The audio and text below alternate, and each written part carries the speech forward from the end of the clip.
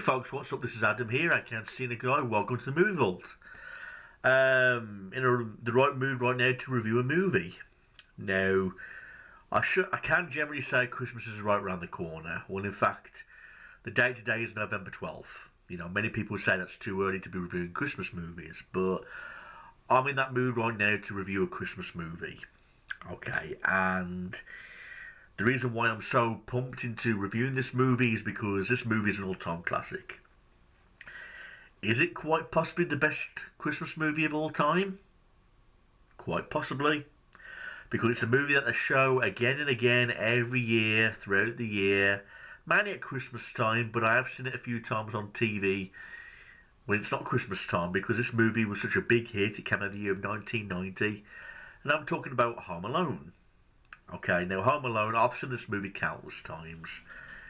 In fact, I've seen this movie that many times. I mean, I remember I used to own this video up to begin with on VHS. And I completely wore the tape out because as a kid I was always constantly watching Home Alone. You know, I used to... Oh, excuse me a moment. They'll be unlucky me seeing that. And if you touch it with greasy fingerprints. Is that before wedding or not? Sorry about that. I left my laptop on and that came up. As I was saying, I had a babysitter when I was very young, and I was always watching their Home Alone 1 and 2 on VHS tape continuously over and over and over again, to the point where I completely wore out the tapes. So, love this movie, everybody, and I think it's a big part of everybody's childhood, Home Alone 1 and 2, at least the first two. I mean, you got Home Alone 1, this movie, which is an all-time classic. You get Home Alone 2, which I think is a very solid sequel. Home Alone 3, I'm not really a fan of. Home Alone 4 was complete fucking utter bullshit. I've not seen Home Alone 5, and I believe there's Home Sweet Home Alone, which I've also seen, which is also another horrendous piece of shit. Will I review those movies? I don't know, because I only like to review movies that I like, and I will review a shit movie every once in a while, but it's Christmas season, I want to be jolly, and who the fuck knows. But let's talk about this movie that came in the year 1990, Home Alone. Now, is it the best Christmas movie of all time? Quite possibly. I find it hard to really argue with anybody who said that this is not the best Christmas movie of all time. I mean, there's loads of great Christmas movies, like Jim Carrey's The Grinch Who Stole Christmas, The Last Nightmare Before Christmas, Die Hard with Bruce Willis. Although people argue that that's not a Christmas movie, well, I think it's a Christmas movie because it took place at Christmas time. We've also got other Christmas movies like The Muppet Christmas Carol. You know, there's loads of Christmas movies. Jack Frost, Jingle All the Way, loads of Christmas movies. But this one really stands out more better than to any other Christmas movie, in my opinion. I mean, the plot's so straightforward and simple, and it has a really nice charm to it, especially the characters in this movie, because we've got Macaulay Culkin, who plays Kevin McAllister. We got Joe Pesci, who plays Harry, one of the burglars, and I like Joe Pesci. He starred in Michael Jackson's Moonwalker as Mr. Big. We've also got Daniel Stern, who's also a burglar, who works alongside with Harry. So you've got Harry and Marv, the two robbers. We've also got John Hurt, who's no longer with us, who plays Kevin's dad, and we also get John Candy, you know, who's no longer with us either. You know, John Candy didn't have a big role in this movie, although he had an important role, some people say, because he's the guy that gives Kevin's mother a lift home back to Chicago in the van while they're playing all those tunes with the instruments. And I thought he played a pretty important role in that, you know, because, you know, at the end of the day, it was all about giving back. You know, Christmas is time for giving, and that's what he did with Kevin's mum. Gave her a Christmas spirit, wishful thinking home to get back home with her son in time for Christmas, you know. Now, Kevin McAllister, the character, in my opinion, was a charm. I mean, Macaulay Culkin, like I say, has been in numerous roles. He's been in Richie Rich, he's been in The Good Son, you know, he's been in loads of memorable roles. Party Monster, you know, he's been in loads of memorable roles. Now, the character Kevin McAllister, I think, has got a nice charm to him. He wasn't annoying. He was a very funny, very unique character. And in my opinion, I think this was his best role. I mean, I've liked him in other roles, but I do like him in this role more than anything else. I mean, he's the youngest child in this big family, the McAllister family, who live in this house. They're all planning a trip to go to Paris. You know, the house is very hectic, very busy. And he's getting visited by the cop, who's, of course, Joe Pesci. You know, he's there trying to organise a burglary. You know, he's there dressed as a cop. You know, he's there to try and find out when the lights go on and off, you know, for security reasons, so he can rob the house. You know. But he feels left out in the family, Kevin McAllister, because his parents are so busy with this big trip. He feels like an outsider, and he ends up hating his family because he always gets the blame for everything that goes wrong. Like at the start of the film with the pizza scene, you know. His brother Buzz is like this asshole big brother, you know, who eats up all of Kevin's pizza, and Kevin gets the blame for it, so he ends up getting sent to his room into the attic. And he wishes that they'll all just disappear and he could be all on his own. And his wish comes true because during the night there's like a power cut, and the Kevin McAllister family are one big rush to the airport, and then they end up getting on that trip to Paris but leaving Kevin behind. And they don't realise they left him behind until halfway through the flight. And right off the bat they're trying to make arrangements to get home, to get back to Kevin.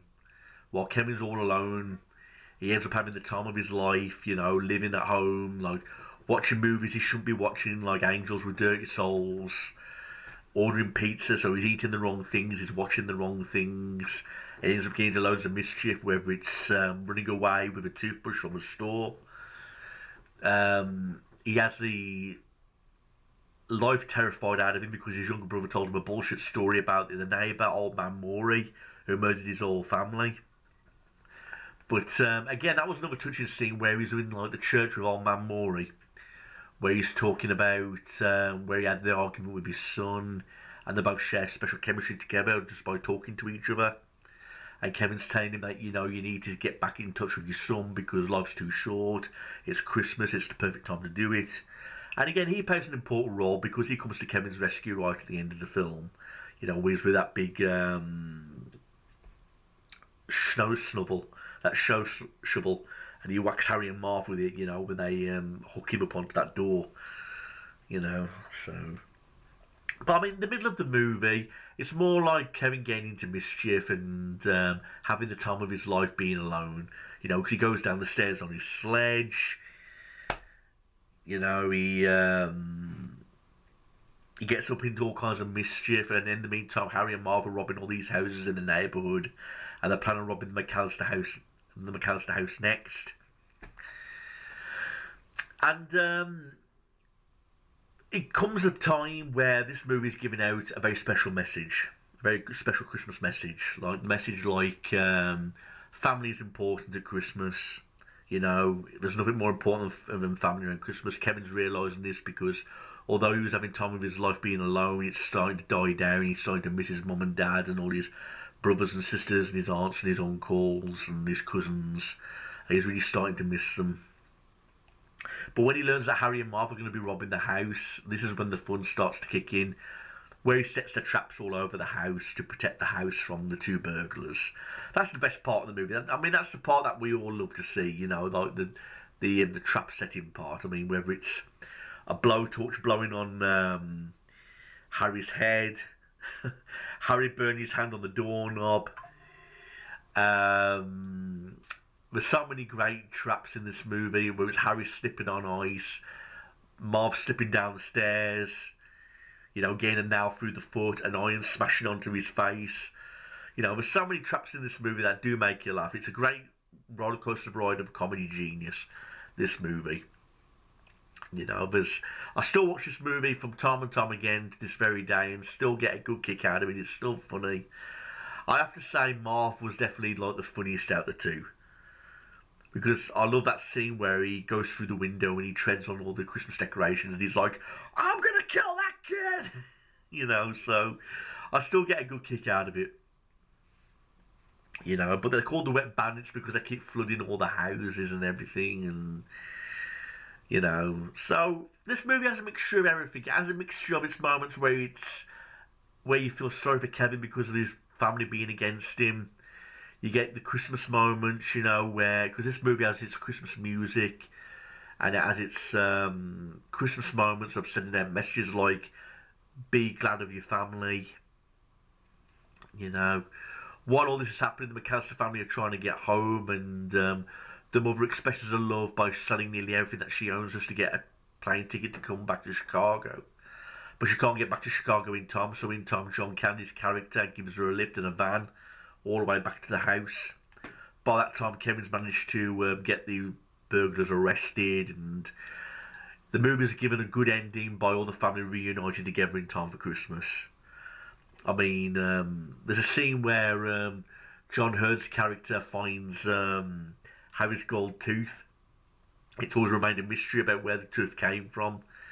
And of course, it ends just with Buzz going, Kevin, what did you do to my room? Because there's also another funny scene, you know, where Kevin trashes Buzz's room by climbing the shelves to get the money, and the tarantula escapes. And who can ever forget the iconic scene where he puts the tarantula on Marv's face and he does that high-pitched screaming? Fucking comedy, pure genius. I mean, just simple concepts like that made this movie worthwhile. You know, with the tarantula going on the face and Marv screaming, ah! You know, really loud, like it's high-pitched screaming. You know, so I have no reason at all not to give this movie possibly a 10 out of 10. It had everything for making of a Christmas movie. They don't make movies like this anymore, and they never will. Like I said, this movie came out in the year 1990, and we're approaching 2026, and this movie is still shown every year because it's Die Hard. It's possibly Die Hard, possibly the best Christmas movie of all time, if not one of the all-time greats in the top 5. You know, and I feel exactly the same way about Home Alone 2: Lost in New York. You know, everything about the movie worked. I mean, the score, the Christmas music, the Christmas surroundings, you know, with all the snow and the Christmas lights. You know, even that scene, you know, where Harry and Marv pull up outside the house and Kevin scares the burglars away because he has that Christmas song playing, rocking around the Christmas tree. And he has all the ornaments dancing in the windows, and Michael Jordan, the cardboard standee, being driven around on a train track, you know, to make it look as though people are partying in the house. You know, so everything about the movie worked. I mean, there was nothing I didn't dislike about the movie. That's usually rare because usually when I do a movie review, I pinpoint dibs and dabs of things that they could have improved on. And I usually pinpoint some things that didn't need to be in the movie, or something that made the movie drag or spoiled the movie in some capacity. But I can't see anything that really did that for this movie. So kudos for that. You know, Macaulay Culkin did a great job of his role as Kevin. Like I say, he wasn't annoying or anything. He had a charm to him, and he was a breakout star as a child. Love Harry and Marv, Joe Pesci's character, and Daniel Stern. Uncle Frank was one character you love to hate, but again, he did a great job of his role to make you want to hate him. Same goes for Buzz, the older brother. You know, so who's the asshole brother? I mean, I don't know what it's like to have a brother, so, because I've never had a brother. I've got a sister, but I don't have a brother, so I can understand where people refer them to as what an asshole an older brother can be like. He does a good job of portraying that really, really well. You know, so